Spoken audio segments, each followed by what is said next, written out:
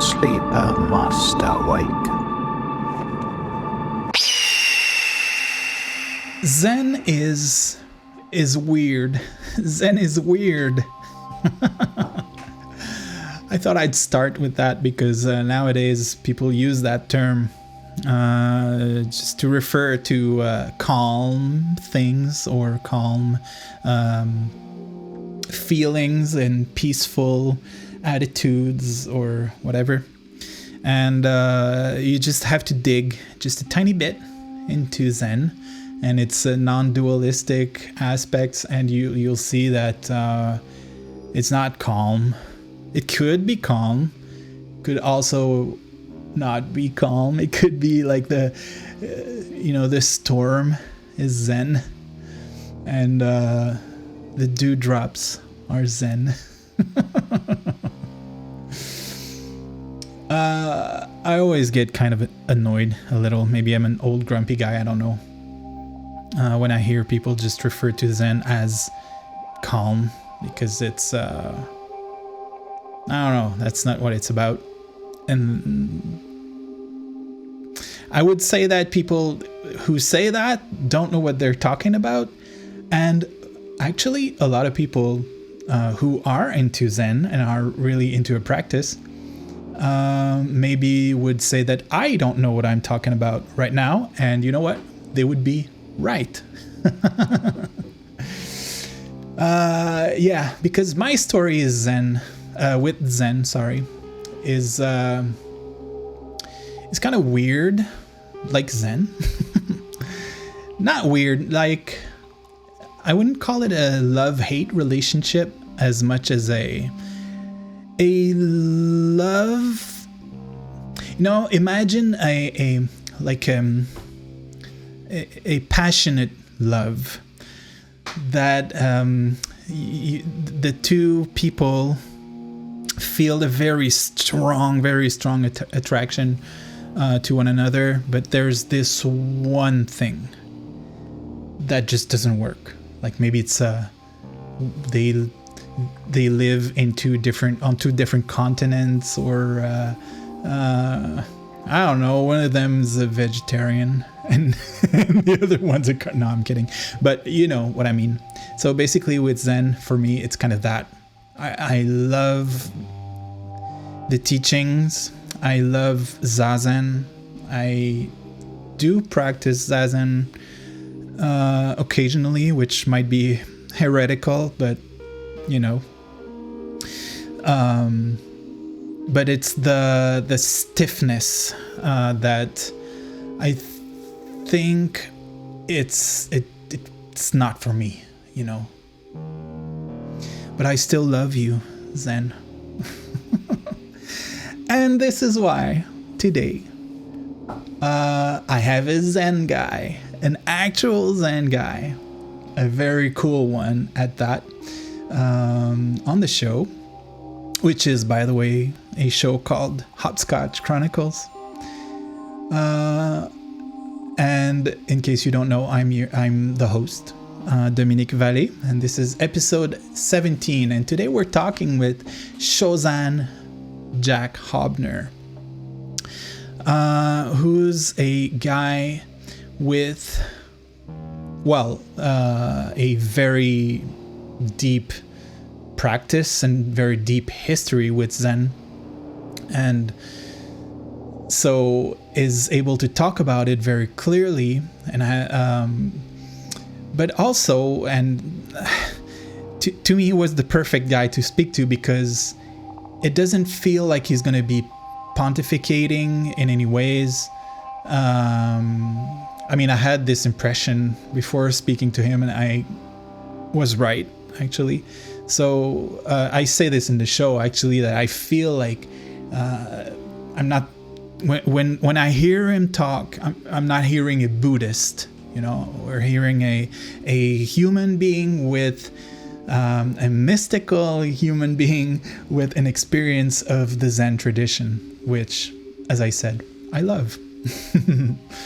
So yeah, Jack is very grounded guy, very authentic, and that makes him really relatable. So whether you're really just into the mystic thing, spiritual thing, and you just happen to be interested in Zen a little, or whether you're looking to get deeper into it, I think Jack is a good person to learn from, at least because he's teaching on the internet, basically. I don't know if you would consider that Zen teaching, but there's a lot to learn from him for sure. So yeah, I will read his bio. I always feel a little lazy because that's the bio he sent me, but I mean, it's gonna be the best if he wrote it himself.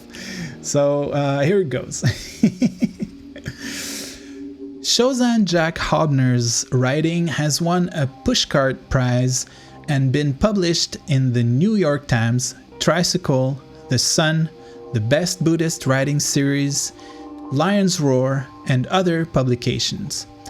His first book, Zen Confidential, Confessions of a Wayward Monk, was chosen as one of NPR's best books of 2013 and won an Independent Publisher Book Award. His latest book is Single White Monk, Tales of Death, Failure, and Bad Sex, although not necessarily in that order. He is the host of the popular YouTube channel Zen Confidential. There you go, a YouTube channel which I greatly recommend. Also, Jack is on Patreon. I think if I had just a tiny bit more money, I would subscribe to his Patreon. If you have no idea how I live right now. And yes, for now, a Patreon subscription is a bit much for me. But it doesn't mean that I didn't check it out, and it seems really cool. And Jack is cool, so you should check it out. All right, so before we officially start, just some quick notes. So there will be no new interviews in April, but there is a good reason for that. New things are coming. It's been, I don't know, almost 5 months, I think. About 5 months, I guess, since I've started the show. And, you know, it's just big learning things, and I don't know that much, you know, like what I'm good at and what I want to do, and how people will react to whatever I'm doing. And also things that I noticed that are best to do and others that are not really worth it. So there's going to be some readjustments in April. So there will be no interviews, but there might be other things. There's already 2 interviews booked in May, though, so we'll get back to that for sure. So you can, if you want to follow what's going on, I decided to, because now I have a bit more Patreons, like people following me on Patreon. There isn't a lot, but there's people. So I'm gonna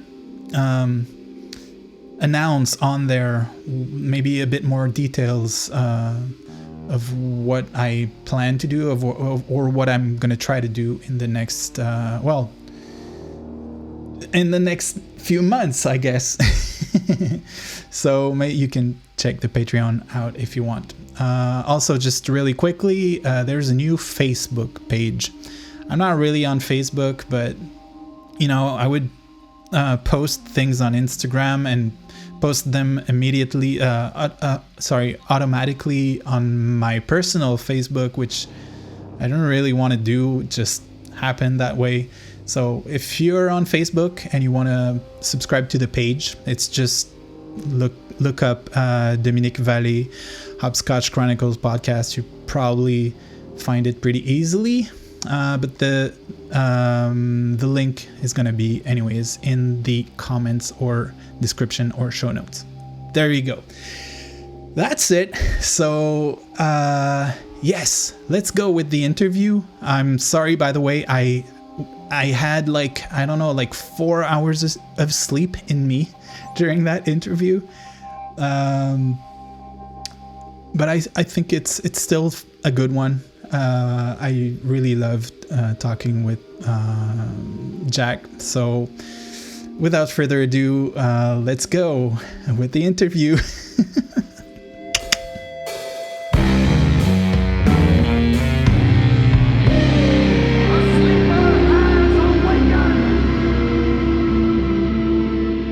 Hello, Jack Shozan Haubner. Howdy. Thank you for being here. I'm really, really happy to finally speak with a Zen guy. Especially since, as I was telling you before, I've had my own experience with Zen, and it's probably, although I'm not practicing a practicing Buddhist, it's probably the tradition that inspires me and informs me the most. So but you're the guy to talk about it and to talk to about it also. So I'm really happy that you're here with me today. I'm happy to be here. Thank you. All right. So I'm gonna say right from the start, I think you won the monk name lottery, because it sounds really cool. Shozan? I think so. It has a nice ring to it. I have to say, that gets a little bit complicated already because the Shozan Jack Haubner is a nom de plume, to use French, which is your first language, correct? Yeah. Yep. So I started writing when I was a monk, before I was a monk. And I wanted to keep writing after I became a monk, but it got a little bit tricky because when you're a monk, fresh monk, a chicken monk, you're an unsui. And there are two characters for that in kanji in Japanese. And I think it's floating cloud and flowing water. And so you're supposed to just go along with the schedule, go along with the training, shut up, do your job. The last thing you should be doing is pulling back and reflecting on your life as a monk and then publishing. So I talked with my mentor about it at the time, and he said, this is sort of the jumping the wall type situation. Like, you have to, CYA, cover your ass. So in a gesture towards like not writing about your situation and your peers in the monastery, assume a pseudonym. So that's what I did. And it was like, I had like an hour to do it before I had to get back to I think it was maybe Shambhala Sun or Tricycle magazines about something I was going to publish there. And so Jack was my dad's name, or is my dad's name. It's sort of my dad's nickname. Haubner is my mom's maiden name, and Shozan, I don't know where that came from. In a long answer, really? Long way of addressing what you just said. It was the monk's lottery. I sort of made it up. There is somebody I know of, a few people I know of that have that monk's name, so there's kanji for it and everything, but I just sort of came up with it in a moment's notice. That's, yeah. I see. Well, it still has a ring. It's a nice nom de plume for sure. Oh, good. Yeah, I was just saying that because I don't want to say too much because I don't know who's going to listen to this, but let's just say that I've met monks who had names, like had been given names. Yeah. And I was like, oh, I wouldn't like that. Yeah. I had a guy I got ordained with. There were two of us. My actual monk's name is Gento, which I don't publish under. But anyways, my teacher, the guy I got ordained with, I actually can't remember his monk's name right now, but it was terrible. It was something like Dorko, or like, oh my God, literally something like that. And so my teacher kept saying these two names, and I'm like, don't make me Dorko, make it Gento, not Dorko. Unfortunately, you get it stuck with one of those terrible names, those terrible monk names. It's like, oh, come on. Yeah. Anyway, enough about Yeah. Actually, you know what? Like, the way I prepare for these interviews is I just whenever I can, I will read when someone has published a book or some books. I'm a very, very slow reader. I actually learned recently that I might be a bit dyslexic, so I hope people don't hold that against me too much. But what I do is, because I really like to get a feel of a person, and so sometimes listening to a whole lot of podcasts for like 2 days straight, just to one person. So basically, I've been listening to you for at least 10 hours in the last few days. So, so I just get a feel, and then some questions pop up, and I see them as kind of seeds, that can be. I will choose seeds during the interview, and so I thought maybe, because now that we've talked about monk names, we could start with something with a nice, I don't know, poetic or metaphysical seed. I don't want to front load you too much, but yeah. Okay, I'll just throw you the seed and we'll see where it goes. Wait.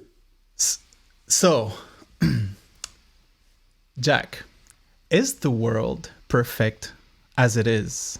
It is.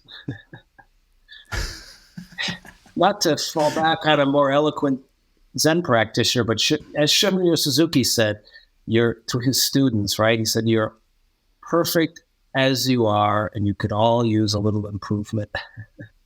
Mm-hmm. I just think it's kind of a difficult question because of the state of the world nowadays, and all the shocking things that are coming out every day. So I find more and more people attempting to change the world, and I feel like it's a deep question. Yeah. Should the world be changed? And from my experience, there is a point to be made that it is already perfect as it is, and but then how do we reconcile that? Yeah, that's a great question. I wanted to jump in after my glib comment. Because it just made me realize, like, it's a big question, right? And I don't have an answer to it. I do find myself thinking that perfect isn't the right word to describe it. So perfect is this human term that it implies something temporal and dualistic in some sense. It's juxtaposed with imperfection, Yeah. We also, it's not the right term. Whatever it is, perfect isn't the right term. Mm-hmm. And when I try to find the right term, I wind up in the realm of tautology, saying the world is the world. The world is what it is. That's what I wind up saying. It's not perfect. It's not imperfect. Yeah. I went to it's kind of hard to. Sorry. Go ahead. I was just saying, I went to the monastery like looking for truth, right? I was a philosophy major in college, and I really had this bug in my system that pushed me towards some sort of philosophical overview that was complete. And I didn't find it in Nietzsche, and I didn't find it in Thomas Aquinas, and I didn't find it in Plato, and I didn't find it in like a Schopenhauer's embrace of art as a way of life. And in the end, I did find it in my teacher's Tathagata Zen. And then it came to be that just wasn't enough. You had to live in the world. I had to go back and live in the world and live my life. Mm-hmm. And that's, terms like perfection and they're not satisfactory. I got to live my life. I have to try and change the world. I guess I'm not trying to change the world anymore, but I put my content out there, my videos and this podcast and my books. I put stuff out there where that's an interaction with the world. It's an engagement with the world. It's hopefully not leaving it worse, Yeah. And yet on some level, I know that it doesn't mean a thing on some level, It doesn't really matter. The world's going to be perfectly okay if it doesn't have my content. It'll be 100% okay, That's where I usually wind up. And then there are, of course, deeper things. Okay, do you go volunteer in Gaza? Do you, or whatever your way of changing the world for the better is, do you do that or don't? Or do you give $100 to this charity or not? Do you quit this job to do that job, which is better for the world? Yeah, big questions. I don't have any answers. Yeah. Well, at least, at the very least, I think there are questions that are interesting to struggle with, just to understand, I guess, how we interact, how one interacts ethically with the world. And I mean ethically as in the deepest spiritual sense. I don't know, there's kind of there's actually it brings me to another thing I wanted to talk with you about, because it's directly related.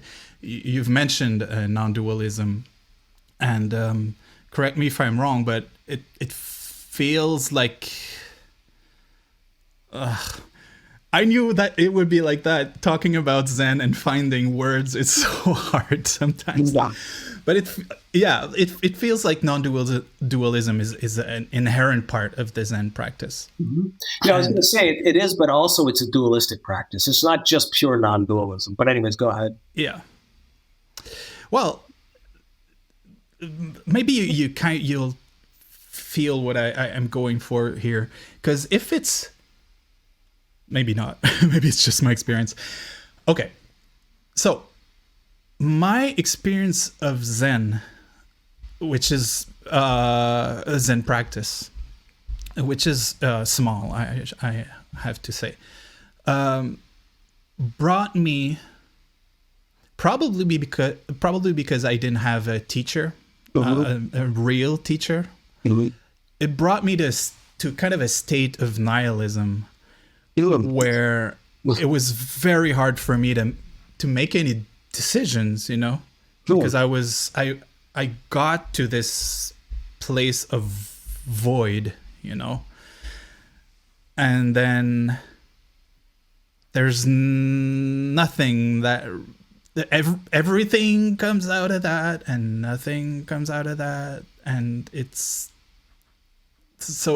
again, it's the very hard to put into words, but so you felt nihilistic, or as in apathetic? I couldn't believe in anything. Like maybe in the, I don't know if there's by the way, I'm not really like a really educated person, so maybe I found that there's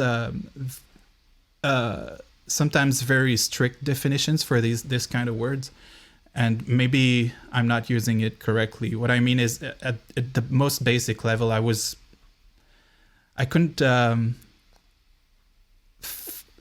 really have any belief anymore into anything. So I found myself unable to have real opinions and act upon them, whether big opinions or in my own life, So is that something that you seem surprised a little bit. Yeah. So is it something you've encountered either personally or with students in Zen? What just flushed into my head was you probably would have been good to have a teacher. I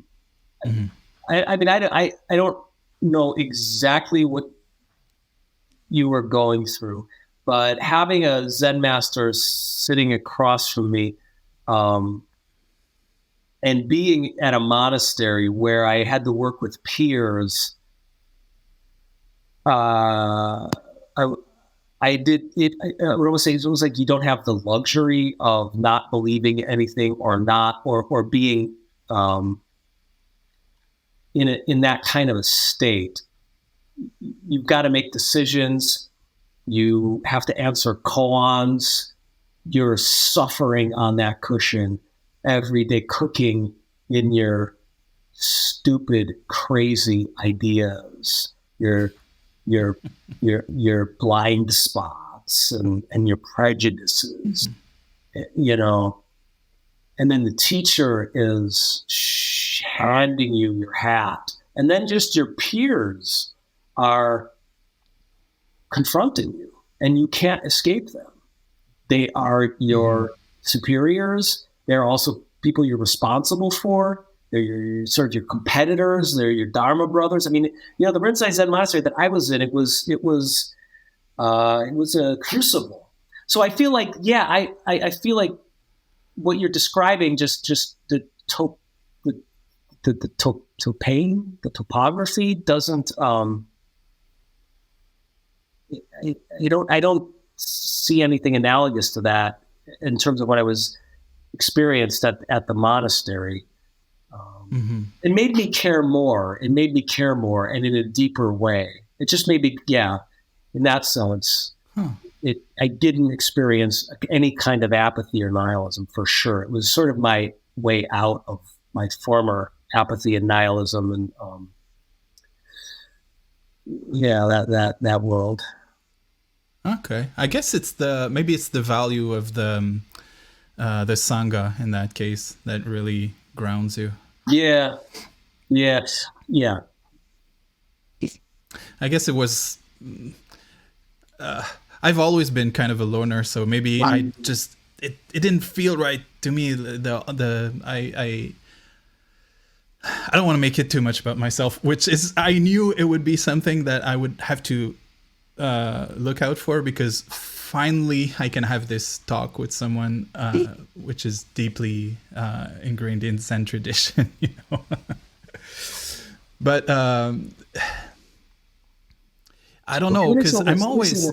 Let me say this. Like my, you know, my. I'm just thinking about some conversations I had recently with a Zen friend of mine.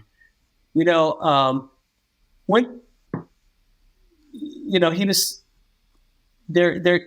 I remember we were talking about a friend of mine that he had met way back when we lived in Los Angeles, and she had a guru.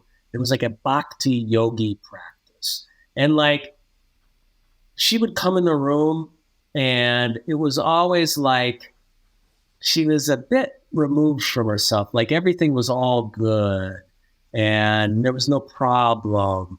And it was like she was always a few steps back, right? And my mentor was talking, or my friend was talking about how that kind of annoyed him. And the difference in Zen practice is like, my teacher would have called that being attached to the heaven world, right? Like, and he would say the problem with heaven is there are no restaurants and toilets. The point being, the heaven world, if you will, is manifest here in the human world. And that's where you have to, moment after moment, commit yourself. And that's the Zen practice. That's why the cracked bowl is Buddha. The student asks Joshu, what is the great dharmic cosmic truth? And Joshu says, have you eaten breakfast? Yeah. And he's like, well, wash your bowls, you know? That's where it's at. And if you can't find it there, then there's a problem. In the Zen tradition, like the teacher's going to smack you or shout at you or pull you back down into this reality, right? Where you have to make commitments. But I don't, by commitments, I don't necessarily mean like, you know, right or wrong or judgments, but commitments, you know, committing. Yeah. Committing to the washing your bowls after you've eaten your meal, right? Mm-hmm. Yeah. Yeah, there's something inherently paradoxical in that, I guess, because I guess some people, and I'm part of those people, I guess, that came with the understanding through experience that this world is basically an illusion and there's nothing kind of real about it. But to me, it feels kind of like the same coin, the illusion and the reality. So from the standpoint of illusion, this world is real, and from a realistic standpoint, this world is an illusion. So I guess it brings us to this chop wood, carry water thing, or does it? Yeah, that's another way of putting wash your bowls. By the way, I have a funny story about that. This is going to throw us off a tangent, so have your next question lined up. But I said this is a funny story, and I was going to tell it the other day in a video I was doing on YouTube, and I forgot. Okay, so I used to wait outside my teacher's cabin before Sanzen koan practice, and there's this little like ante room, and I'd have to wait out there in the cold while his attendant got him ready.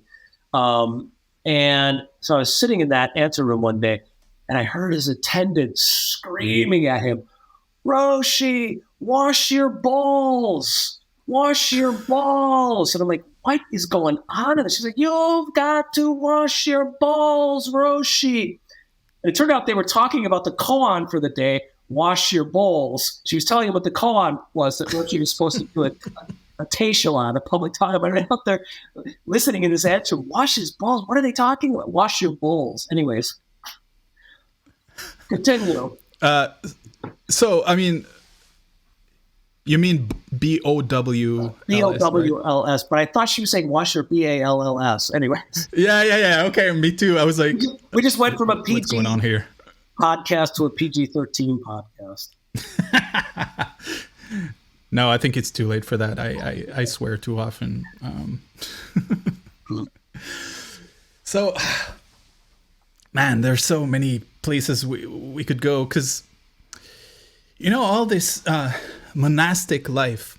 Okay, there was a time in my life when I was seriously considering actually becoming a monk, although it's kind of weird, maybe especially here in Montreal. I don't know exactly how that would work, but still. And I had discussions about that with my mom, actually, because my mom was at one time when she was young a nun. So Catholic? Yep. Oh, interesting. Yep. Interesting.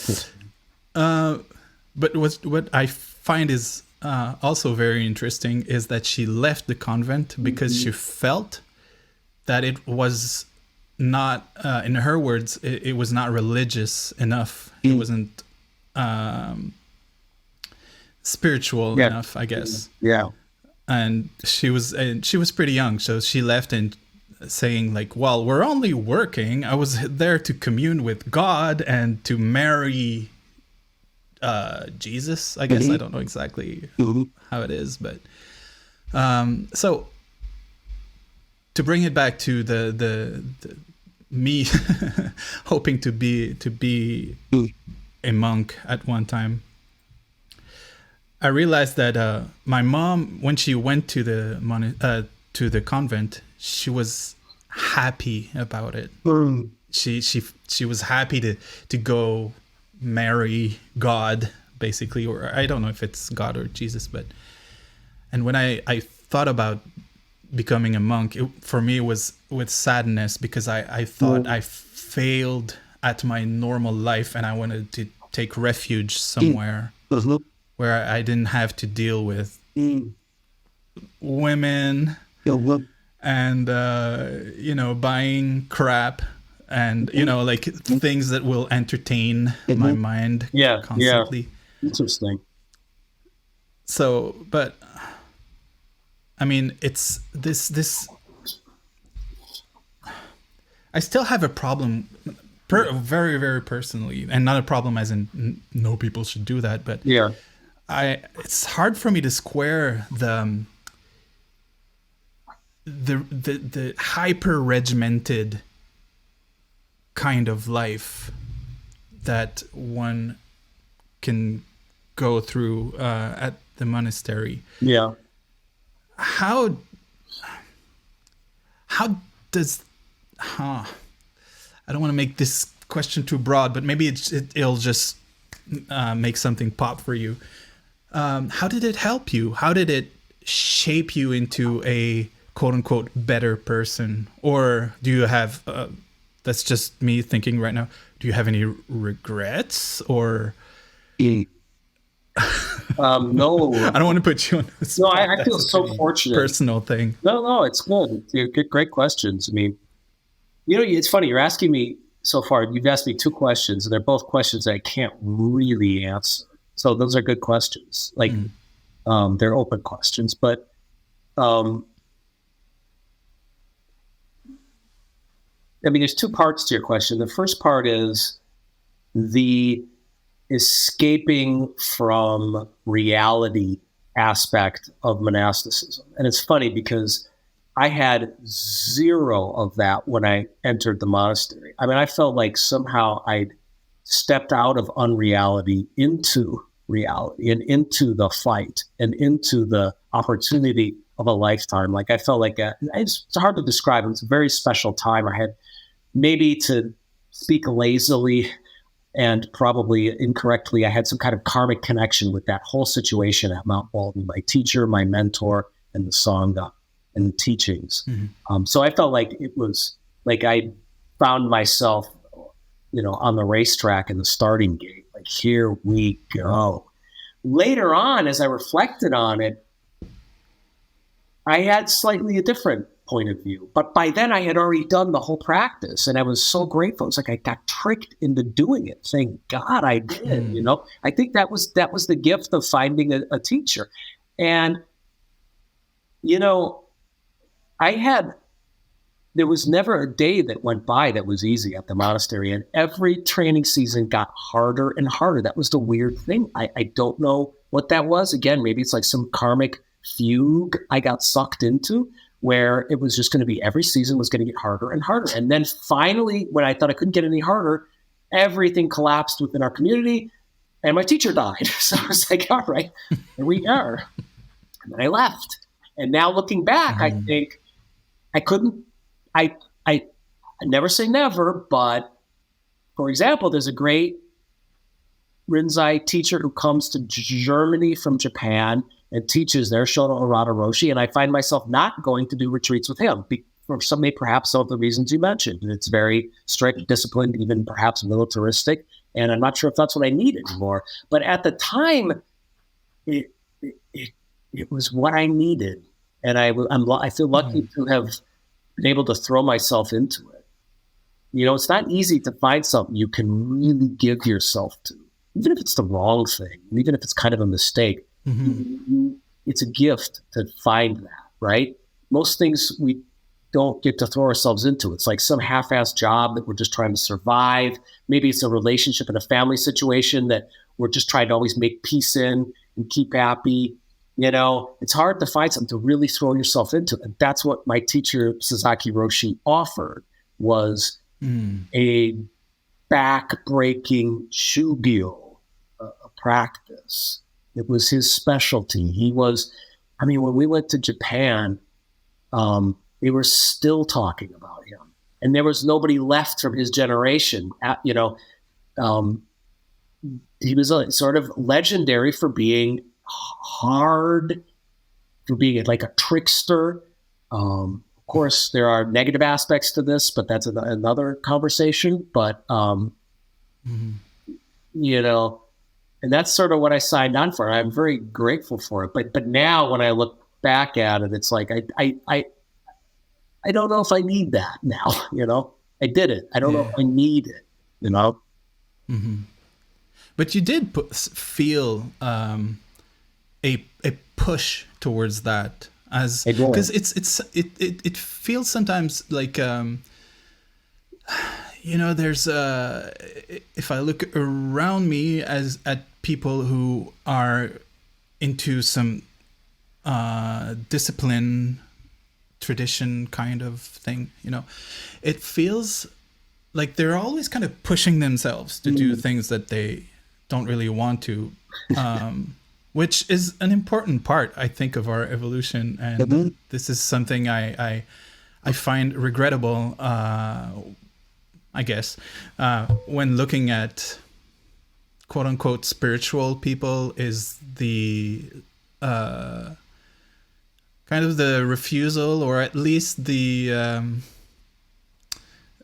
disinterest into like pushing oneself over the boundaries. But it brings me to another question I had, and it's how can we differentiate when between being obstinate and dedicated? How can we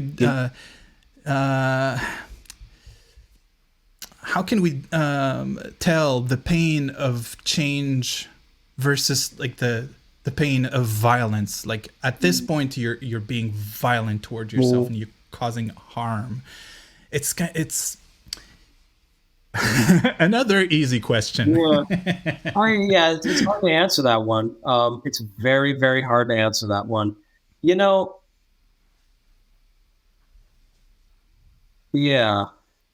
I mean, my inclination is to say that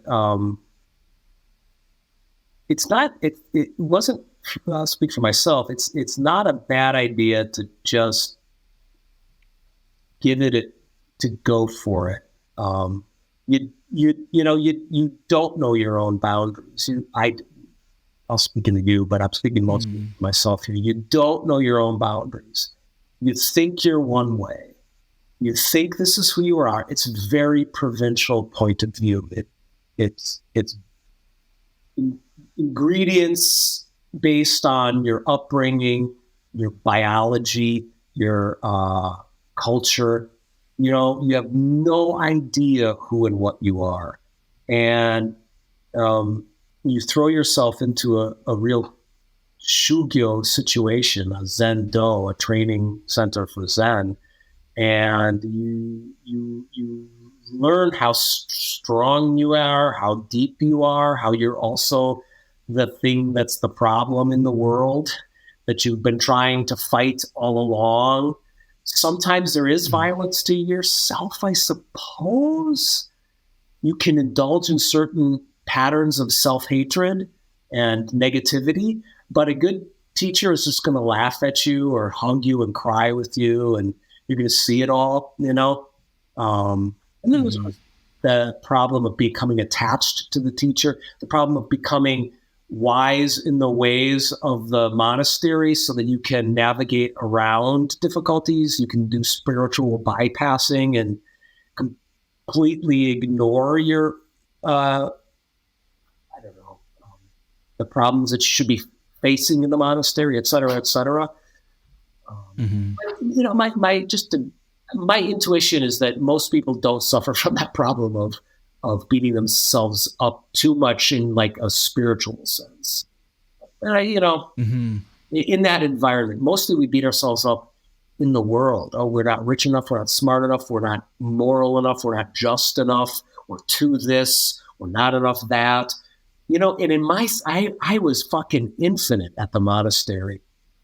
I mean, it wasn't like, even when I was infinitely weak and infinitely strong, and the suffering was infinite, and the strength was infinite. It was a different context, It was never this crippling, manipulative, post-capitalist context where you're sort of being manipulated by the internet and by talking heads and by teachers and by family and by girlfriends and by this and by that. It was a different context. So that was my experience. It reminds me of when in my experiences of looking for a home and a sangha, I guess, I spent some time at a place called Maison Pleine Conscience. I don't know how they translated it in English, but I can't remember what it was. But it's basically the Thich Nhat Hanh lineage. And I remember once there was a visit of a nun, actually, at the center. And someone... I don't know why I'm laughing, actually, because I don't want to laugh at that person. But she got really starry-eyed. Oh, a nun, Yeah. And she said to her, I have such admiration for your dedication to this way. It's such a hard decision to make to get into that. And the nun looked at the woman and said, I have it easy. You're into the real world. The monastery is kind of a little island in a way. And especially I think in that lineage, they make a vow of celibacy. So, so she said, having a partner in life and a regular job that you might lose tomorrow and bills to take care of, that's the hardest training that one can do. It's the live wire. It's the raw and right there. It's life. Like the monastery, it's arranged carefully, meticulously for practice. You screw up in the office, it's practice. You screw up in the Zendo, it's practice. You fail your koan, it's practice. That's a beautiful thing, because as hard as the monastery was, and this is why I think my teacher was so, one of the reasons perhaps why one in his position can be so damn hard, is that it is easy in a certain sense. Like you're the container of the practice. You're always being held by the container of the practice, by the container of the monastery, right? So there aren't real stakes, so that you can see that your suffering is, you can see your suffering, right? It's not like, oh my God, I'm going to lose the house and the kids are going to have to live under the bridge, right? Because hopefully you're at a monastery that's where your bills are being paid and you don't have to deal with that, and you don't have any kids, right? So it's just, I'm fighting with this monk and he's completely pushed my button in that most private, horrible button that he found. It's more like that. Yeah. So yes, the monastery, you don't stay at a Rinzai Zen monastery. It's a place where you go and you train, and you have to come back down into the real world at some point and find a way to manifest down here. And it ain't going to be like everybody. They go up to Mount Bodhi Monastery and they train for a week. And then they're like, I'm going to do formal meals, just like we did at Mount Bodhi. I'm going to have 3 bowls. I'm going to eat my Cheerios in one bowl and my rice in one bowl, my eggs in one bowl. I'm going to bring all the customs from Mount Baldy into the real world, but that's not how it works. You have to digest the customs completely and then manifest them according to the context of the real world, which can change in any minute, every minute and every moment. Yeah, that is the big challenge. I think that was a wise nun who pointed that out to the starry-eyed student at 2000 place. So from what I understand from what you're describing, I guess monastic life is kind of putting your life. It's basically put into a microscope, and it's because there's as you mentioned, I don't know, there's still conflict and there's still things going on in the monastery, but it's that guy who's pushing your buttons, and that will happen also outside the monastery for sure. Well, but maybe there will be 10 guys, and that person who won't let you cross the street and just and then you get home, and then there's a lot of distractions, also to kind of take you out of those experiences, from out of the spirituality of these circumstances. So is the monastery a kind of microscope? Yeah. Well, like a microcosm. So it's like, I think there's a click that has to happen. That's why you have to get out of the monastery. This is my own interpretation because I left the monastery. Mm-hmm. And a good monastery, which Mount Baldy Zen Center really was for me,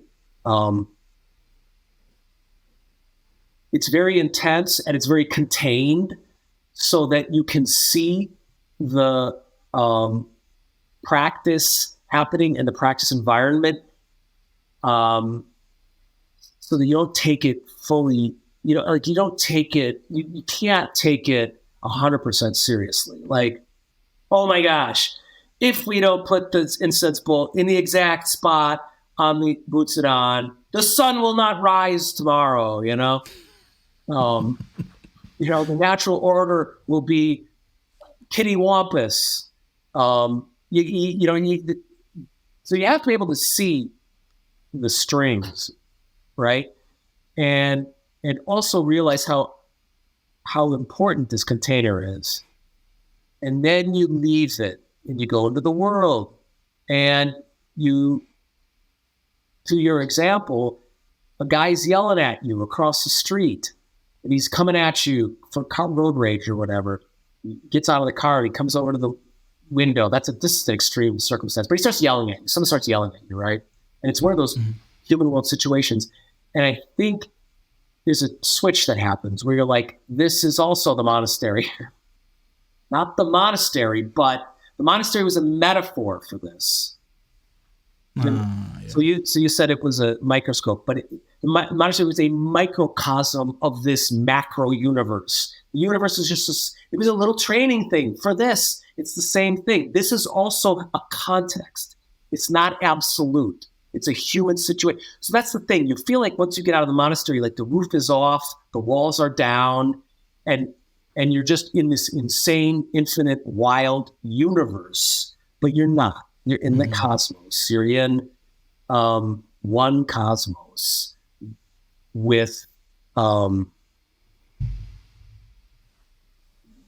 that's intelligent, that's not pure chaos, that's held, that's holding you in the same way that the rules of the monastery were holding you. The form and the guidelines of the monastery were holding you. It's just a lot bigger now. It's not a microcosm, it's a macrocosm. It's the cosmos, right?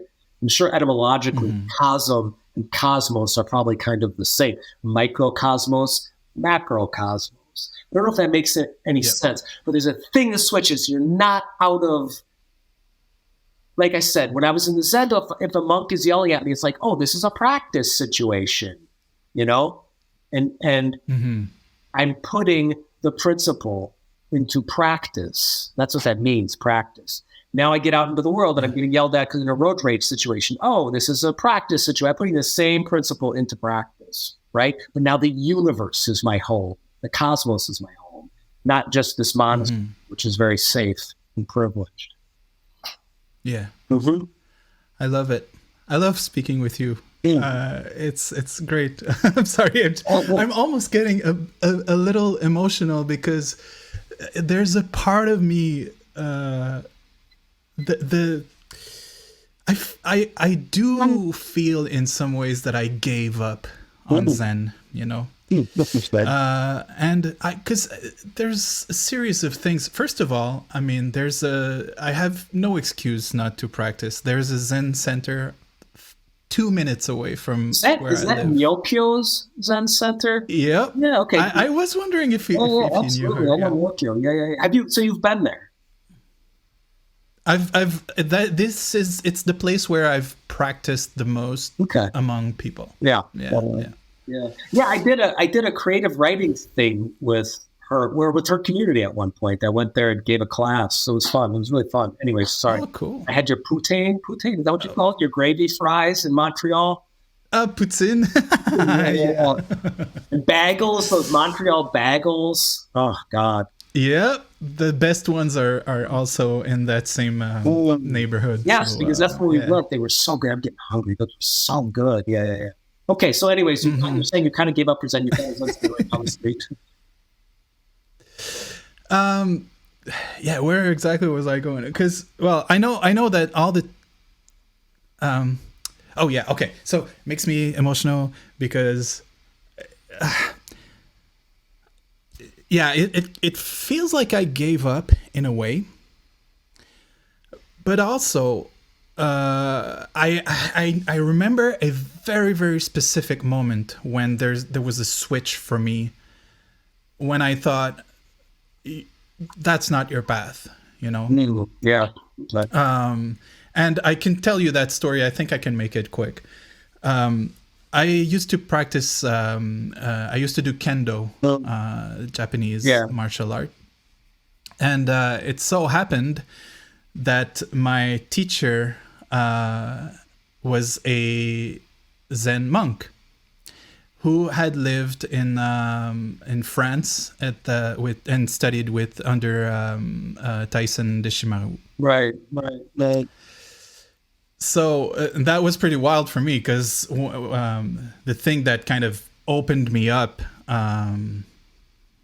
spiritually, I guess, is a book that was written by Deshimaru.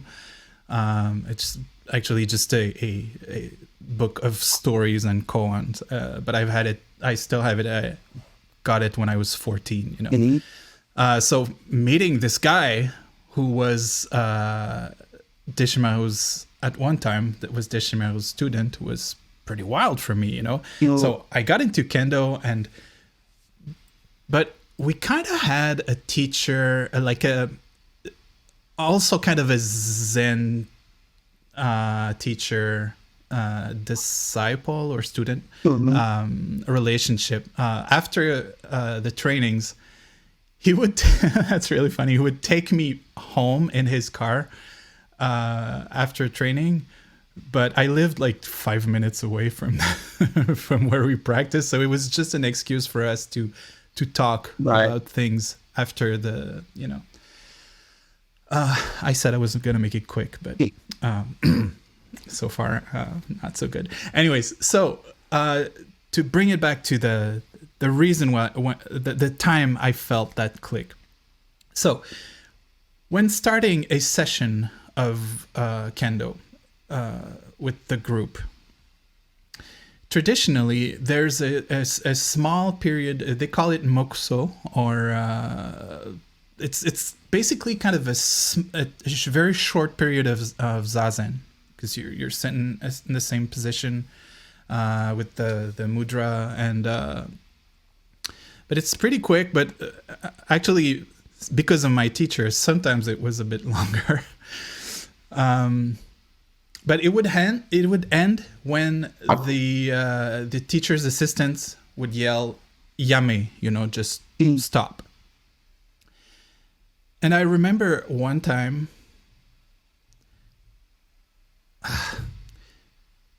when the assistant yelled to stop, I felt like in all my cells, it's hard to put into words. It wasn't like a voice in my head, or it was kind of an embodied voice, like a resounding why stop? You know, why should I stop this state in which I'm putting myself into during zazen, you know? And so I didn't realize it at the time, but it felt like this break that was like, your practice is this, is to reconcile your experience of absolute randomness with this strange place we call the world, you know. I don't know exactly where I'm going with that, but I guess it has to do with this practice that it feels like it's the crux of it is in the real world, Where am I going with this, Jeff? The crux of Zen isn't in the real world, or that it is in the real world, actually. Oh, okay. I mean, one interesting thing is that when you were talking, I was thinking about, I was thinking a little, like I was resonating with what you were saying when you felt in every cell of your body the no. So I think if you're if you're open to the spiritual path, I don't know what else to call it. You stuff starts coming into your orbit. You start bumping into opportunities and potential pathways. I found the Diamond Way Sangha, which was Lama Oli Nidal, which is a type of Tibetan practice, mantras, as I recall, chakras. And I remember the exact moment that became no more for me. The exact moment. It was like, ping. And I moved on to Shambhala. And I was there for many years. 3 or 4 or 5. Maybe 4 or 5. Yeah, 4. 3 or 4. And I remember the exact moment when it was like, no. Literally, I remember the exact moment, right? And then I found Zen. And the exact moment for Zen is debatable because I'm still a Zen monk.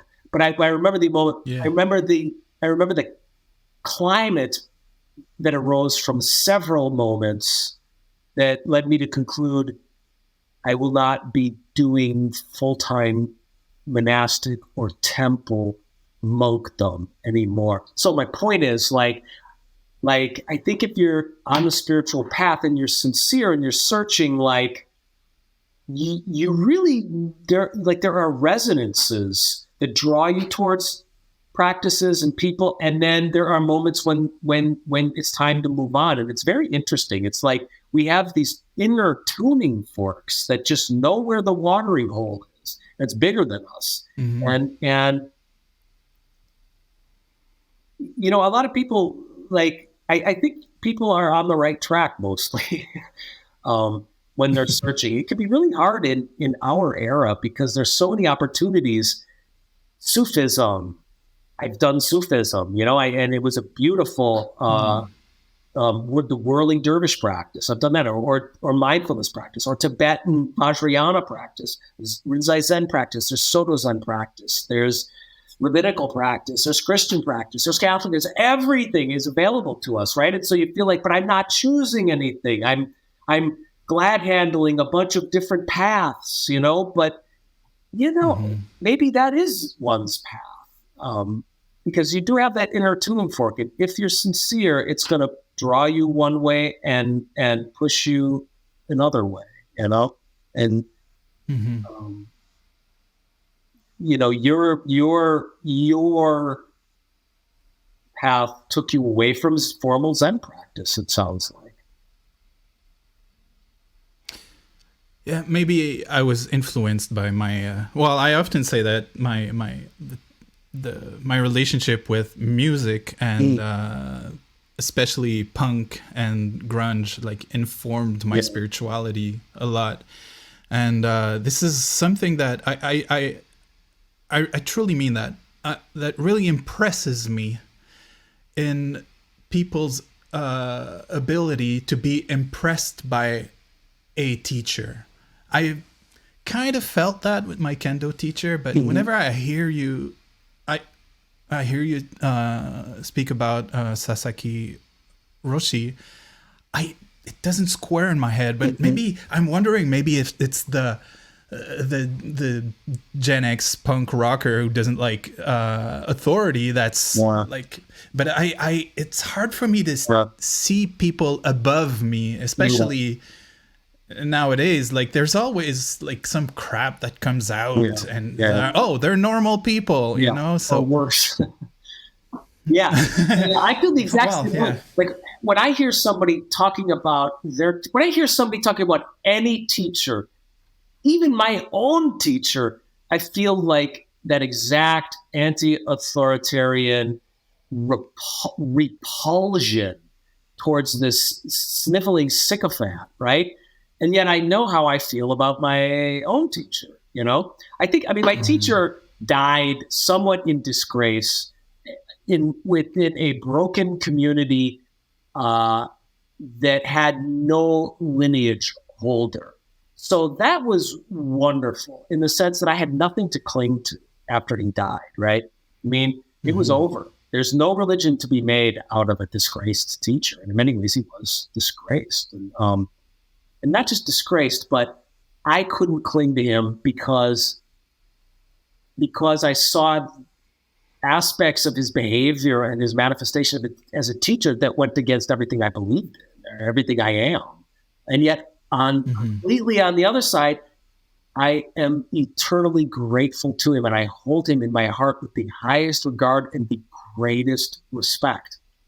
And I have these two things, you know, this anti-authoritarian impulse to sort of insult him, and the deep respect for him, like transcendent of my repulsion. Yeah, so I hold those two energies. I hold those two energies towards him, and they balance each other out. I think it feels good. I don't feel trapped by his legacy, one way or another. I think that was ultimately the best thing that happened with his legacy is we were free of him, and free to take what he to make what he tried to pass along our own and real. You know. You know, I think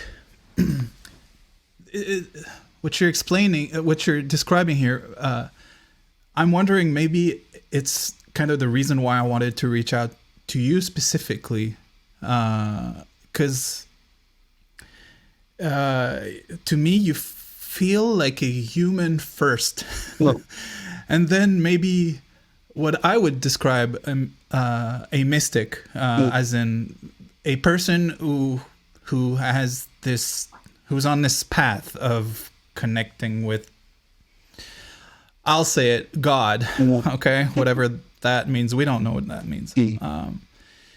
So, and then you're a Buddhist, and so to me, it's not really interesting to talk with someone who has this front of a Buddhist, you know. And would you say that how it happened and how it ended at the monastery, did it bring back Jack, you know, as a human first, or was it something that followed you? Were you always a human first and then a Buddhist? I mean, for one thing, within my how do I answer this question? I think at some point I'm going to have to be a Buddhist first because I'm going to be on my deathbed. And so oftentimes I become Buddhist first or mystic first when the fit hits the shan in my life and my priorities instantly realign with where they need to be. And then other times I feel like I'm playing out human karma and human destiny and this nice little human package I've been given. Right? To make videos, to talk, to connect, to be with my girlfriend, to live over here, to complain about politics, to grow old, to do a jog and watch my fat belly get smaller and be human first. You know, I think the human first part is the artist part, the writer, the comedian, these things, these energies that I would maybe just call it karma. I think it's karma. By karma, I mean I have certain tendencies, proclivities, a certain disposition, that seems to need to play out. What I'm so grateful for in terms of my monastic life was to know that that's not where the sun rises and sets. And my priorities, they do align again with mysticism and Buddhism and spiritual path when things get tricky and difficult. And more and more within my human first perspective, I'm discovering that that Buddhist center, or that Dharma, that heart, that fire, that's burning at the heart of everything. You said earlier, this world is an illusion, and it's kind of like when you buy into the problems and the dramas of your own life, that's the illusion, right? And when you don't, then you're kind of manifesting a non-human first approach. I think you can balance those out in a good way. And that's sort of my direction is always going to be heading more towards being a mystic or a Buddhist, which is to say less attached to the human. So your intuition that I'm human first is correct. And slowly I try to take steps towards a more authentic or real, genuine, like more spiritual path without forcing. When you're at the monastery, you don't, I felt like I didn't know yet who or what I was. I didn't know what the boundaries were, what was possible. I thought, I could be sitting on the cushion and the Satori is going to just blow me away at any moment, or I'm going to pass the koan and the bottom of the bucket's going to fall out. And I think that's like a bit of spiritual fantasy. And I have a lot less of that now. And a lot more like, what's the normal thing that's happening right now? And how can I go through that gateway instead of, how can I become Buddha or Roshi or a super koan master, etc. There's nothing wrong with the human. I guess that would be that's where it's at. No. Yeah. Yeah. And I just want to make clear that for you and for people listening, I meant human in the most sacred way, as in. I mean, it's what's the word? Nomenclature at this time, but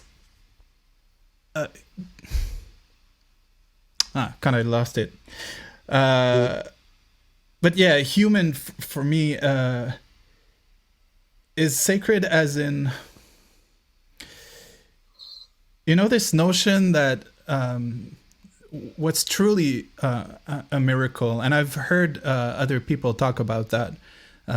Sometimes when we try to have wild mystical experiences, and we're searching for miracles, basically, and it's this notion that actually just the fact that this right there, that's the absolute miracle, So it's in that way that I feel the human is I know where I was going with that, and it might sound a bit arrogant, but it okay, I'll say it. It feels to me sometimes like, oh man, I'm walking on eggshells right now. I really have to choose my words. It feels some people are not, I won't say human, because we're all human, and that's a very dangerous thought to suggest that some people are not really human, but they're not really there, So I guess to me, to be human, and it brings me back to this the everyday life is practice thing, in one way, becoming truly human, you kind of have to go through that mystical thing, maybe. Yeah, I know what you're saying. I know what you're saying about people not even seeming human. I mean, I fall into that too. And it's almost like you have these, you have these peak moments, and then they carry you, the momentum from them. And sometimes it's just a peak moment in a very human world sense. You spend, 4 years working your butt off, and then you get your law degree, and that's a peak moment. And now the momentum from that experience carries you, and then maybe Dominic sees you on the bus and he says, "Oh my God, I better never say this on my podcast, but that dude doesn't look human," like, and some sort of past moment is just carrying that person, the momentum of it, the choices. They're not fully conscious and fully awake and fully aware. I mean, I always go back to this more and more and more. For myself, I'm going back to what the term Buddha means, which is awake, and then what that experience is. And I reflect on sitting zazen meditation, and so much of my sits are empty-headed drifting. But then somehow there's an awareness, an awakeness that manifests, and the thoughts are made visible. Oh my gosh, I was just pain around the fear of not being able to pay my goofy in German electric bill, which I don't understand. I was just that suffering. I was that suffering. So that's I think we mean in Zen when we say the self is an illusion. I was that illusion. I was that suffering. And when I was sitting, and then because of the context of a meditation sit, it nurtures this kind of awakeness or awareness. Awakeness, awareness manifested, and I saw that pain of that and of that suffering of that moment. I saw it, right? And then also I was aware, or I can hear as I'm sitting sometimes on my own the footsteps of our noisy neighbors upstairs. Normally during the day, this bothers me. I am that suffering. Then I can sit and I can just hear the footsteps without the extra layer of suffering.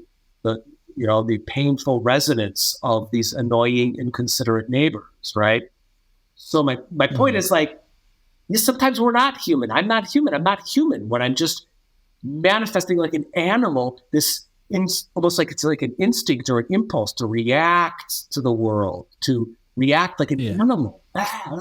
It's not human, To be truly human, maybe in the sacred sense you were mentioning, is to be awake and aware. Aware, always awareness and awakeness. That's being human. You can see it when someone's looking at you and they're paying attention, and when their eyes are kind of glazed and they're not really paying attention. My teacher, for sure. My teacher said the only difference between an enlightened person and a not enlightened person is there's a narrower amount of time that passes between these moments of awakeness and awareness. Like maybe an enlightened person is continually awake and aware moment after moment, and the rest of us, we have 2 or 3 moments in a lifetime, maybe sometimes. Maybe that hypothetical lawyer I mentioned has 2 or 3 moments of kind of awakeness in a year or a lifetime,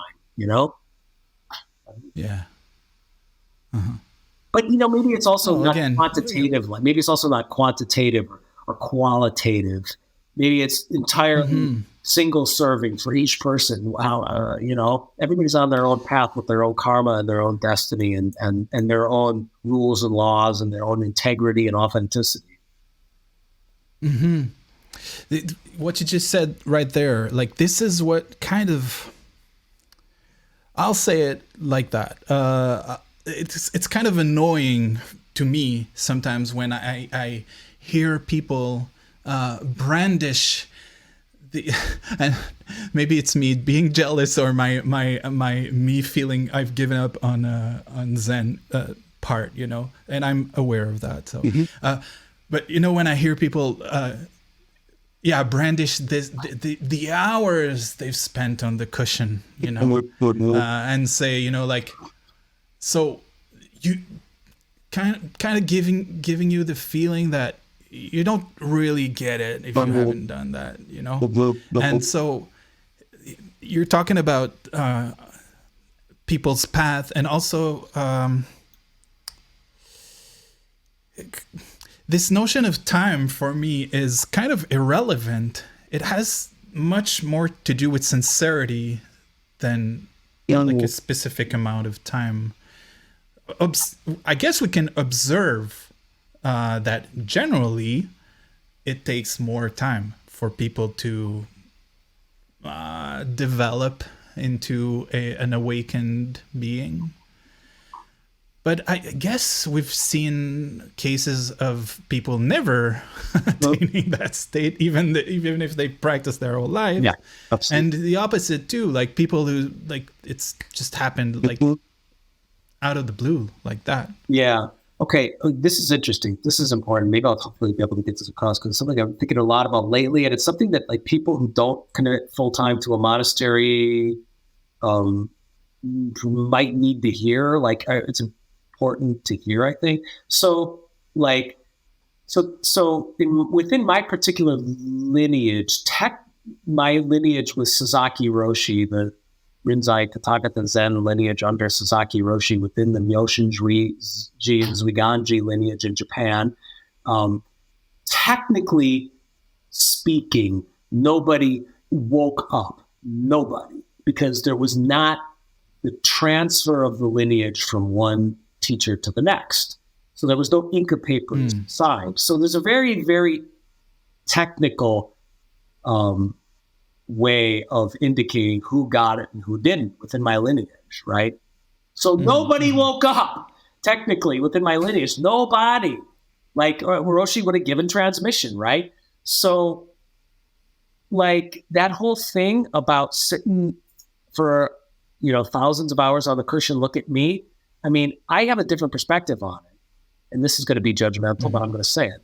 I mean, I saw so many people in my community, or even myself, but I'm going to give myself a break and judge others. Like, I saw so many people sit. They were old. They'd been doing it from their 20s, and they sat with my teacher into their 70s. That's a little bit long, like 30s to 60s, 70s, doing retreats with him every year. And I remember this priest coming from Japan after my teacher died to Mount Baldy and looking around Zendo. And he told me later on, he said, "What was Roshi doing? Why didn't we kick these old bats out? What was he doing?" Like, there's a point when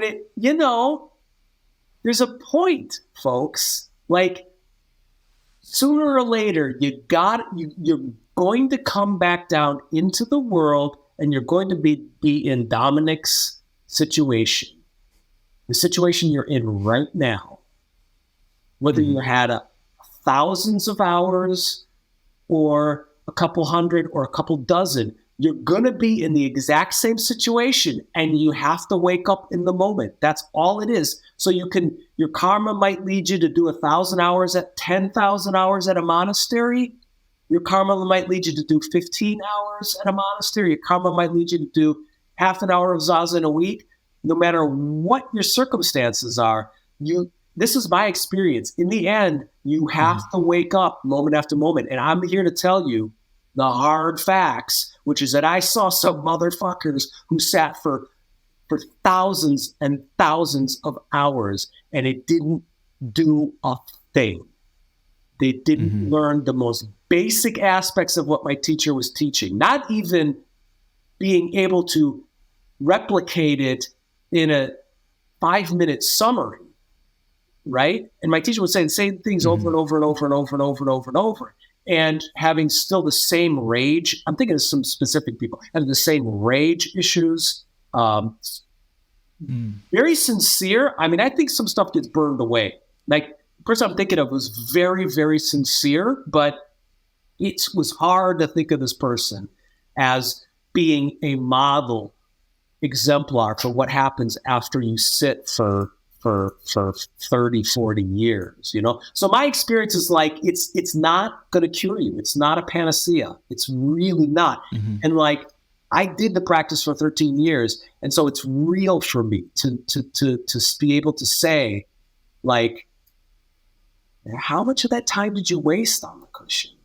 Because in the end, you're here in the world and you have to wake up in the moment, And I think you have to do it, and it has to be real every moment. So whether or not you put those years on the cushion to good use is a question, but the challenge in this moment is the exact same that it would be if you had never gone to that monastery for 13 years. So here you are, here I am, and here you are, And that's the challenge, to wake up in that moment and be awake in that moment. And and to not be going on momentum from the past that's driving you, or illusions in the future that are drawing you, but to be in that moment. That's it. That's what we do. Yeah. The presence, the presence to the, I'll call it a path. Okay. To the presence to, oh no, I hate it. Okay. It doesn't work. I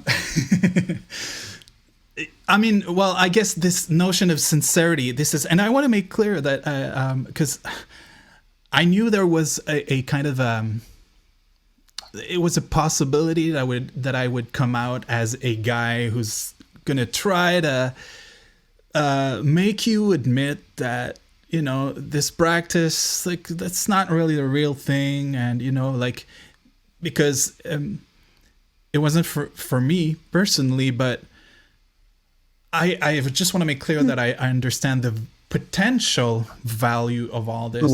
But it brings me to this notion of sincerity. And to me, that's all that matters.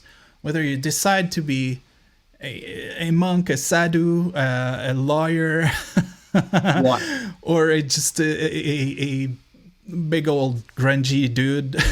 Like, to me, it's all about, are you really doing what you're doing? Are you really there to do this as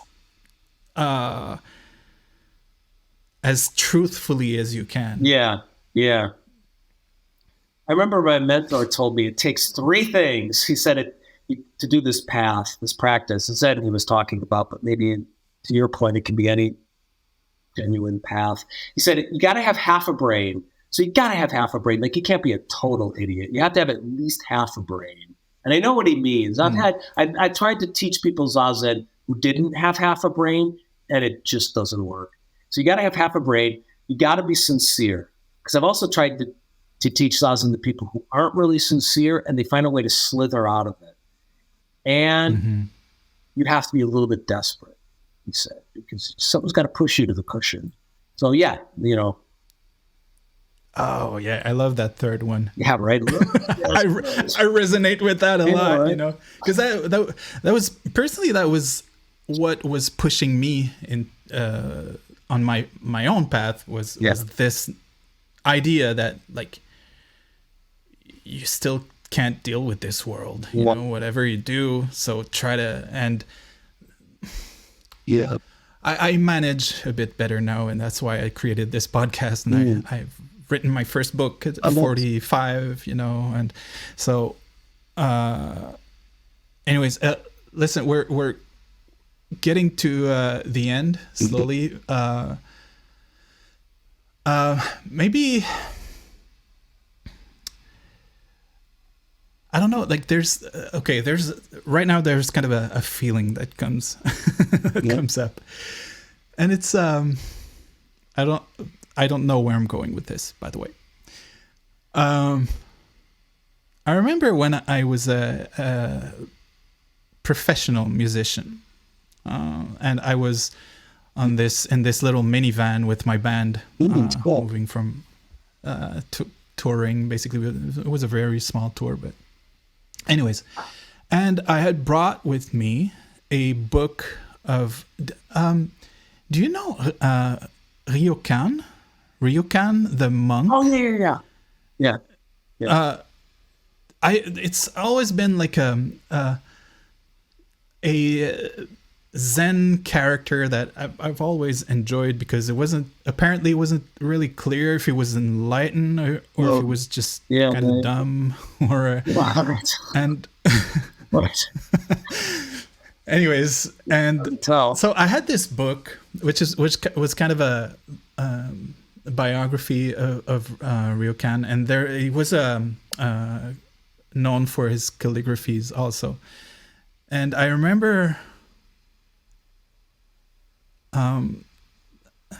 so I'm in that truck and I'm reading the book, and at one point I'm reading a poem that he wrote that moved me to tears, and so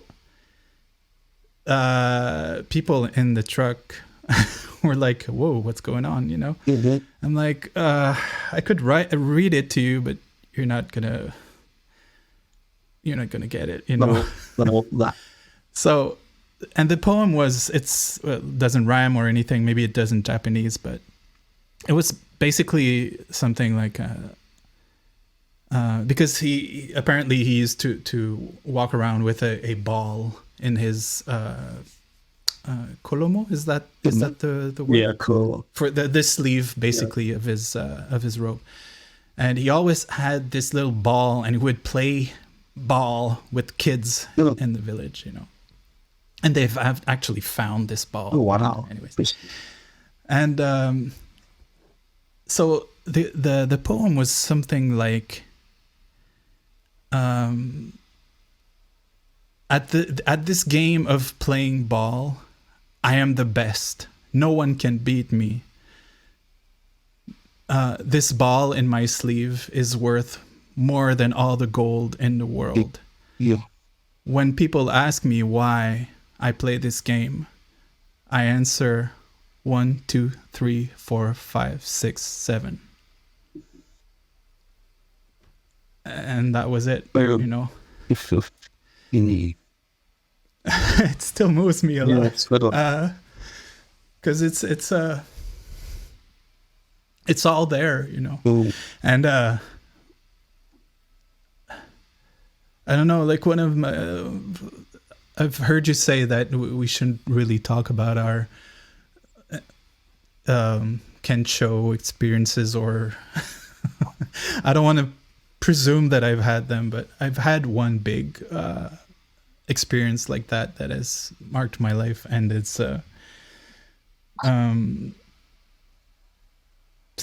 again, maybe you'll get it, but it's just I was just meditating, and I had just this overwhelming feeling that it's all a fucking game. It's just a fucking game, and it sounds so trivial. I wish I could put all this, that resounds through me when I get back in that memory and I re-feel it again and just make people understand it, So I guess where I'm going with that, do you have any experience like Zen experience like that was this moving for you? Like just I guess my intention is just to finish on an inspiring or beautiful note. Maybe it's hard to just create that moment. I mean, yeah,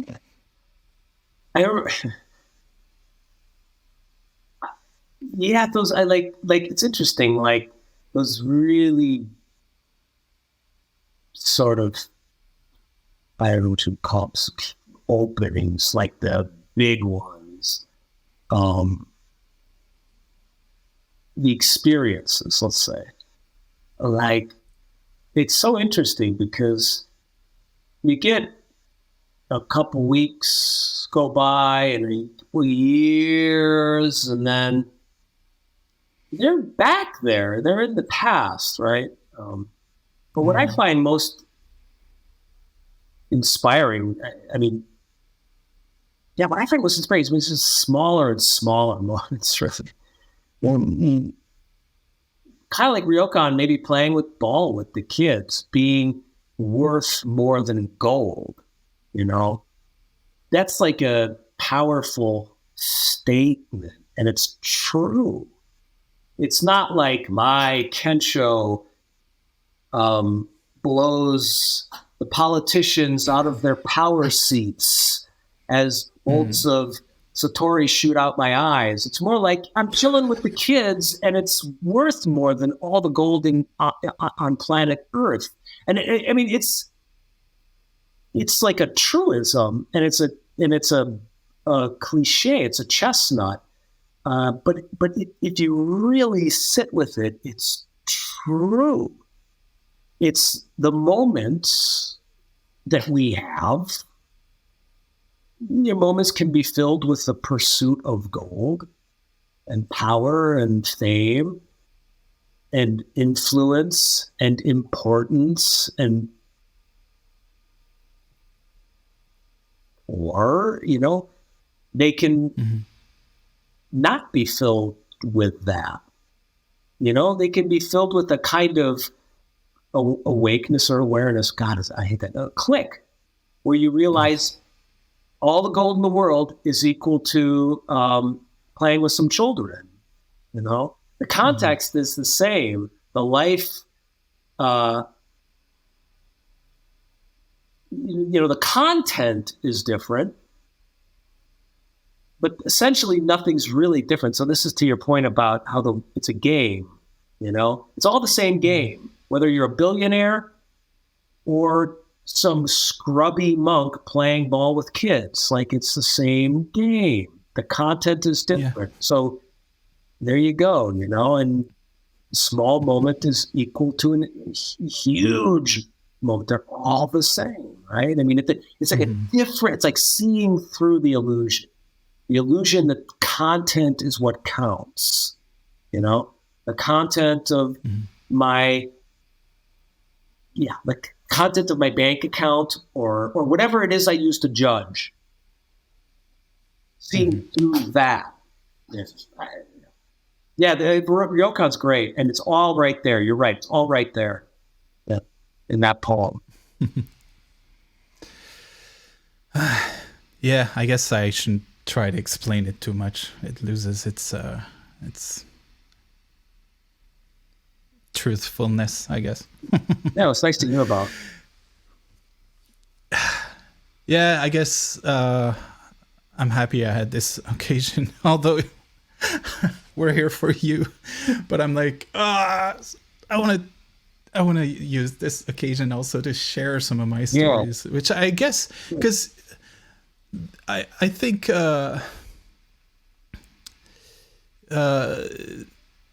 this is what we learn from a lot, just this sharing of, and this is why, although we've our spiritual paths in the form of it and the shape that it took is very, very different, but I do feel a resonance with how you describe in your content, in your videos, how you describe your experience of life, and I do feel a benefit from it for sure. So I'm guessing, like, it's okay if I share some of my experiences. Yeah, you could spoil. All right. Listen, I hope I wasn't too much. As I was telling you, I've barely slept last night. And so maybe that's making me over emotional. Also, I was trying for weeks to record this video, this solo show that should be coming out tomorrow. At the moment we're speaking, and I wasn't able to really get it, and it just happened at midnight yesterday, or today, technically. Yeah. So, yeah. So all that to say that I hope it was still a good wonderful time. It was for you. good for me. A good discussion. All right. So listen. If I want to be do my good podcaster job, I do have to ask where can people find your work? Where are you? That was my teacher's koan. Patreon.com/Shozan Jack Haubner. I've got videos up there and some essays and blog posts. We also do sits. I try to do them once a month, online sits with my patrons. Patreon.com/Shozan Jack Haubner. I've got a YouTube channel called Zen Confidential. And I've got a couple books out there, Single White Monk and Zen Confidential, which are on Amazon. And hopefully some new stuff coming out when I get some publishing momentum. Yeah, am I revealing something? No, you've talked about it on your videos. So you're working on a novel, right? Yeah. Or is it actually done, I think? It's done, but not done. No, I'm is it ever? Yeah, exactly. I'm in the process of taming this Mustang, so it's finally starting to let me ride it. Terrible analogy. So I'm rewriting it. So I'm rewriting the second half now, and I think once I get through this half, I've got to hit this climax and get it right, and then I think it's like not going to. Basically, after that point, it's dotting I's and crossing T's. So I'm almost there, but there's plenty of opportunity to fail still. So, yeah, cool. So, all right. As you might know, I've discovered your stuff pretty recently, actually, but I really enjoy what you put out there. So I really advise people to go look at your, at the very least, at your YouTube channel, which I think is very inspiring in many ways. So there you go, Jack. Thanks again for being here. It was I had a great time. Thank you. Ciao. Great.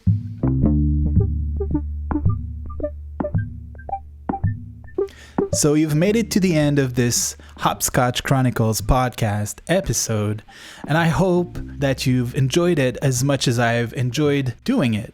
And I thank you so much for your attention, and I hope you're benefiting in a way or another from this conversation. So if you'd like to follow my work, whether on this podcast or my personal work, you can go to Twitter or X and follow me at Domi_Valet, DOMI_Valet. Same username for Instagram, if you prefer that platform. You can also go to the official website for the podcast, which is hopscotchchronicles.com. And if you'd like to support the podcast as well as my personal work, you can do so by subscribing to my Patreon. The address is patreon.com/Dominic Valet, DOMINIC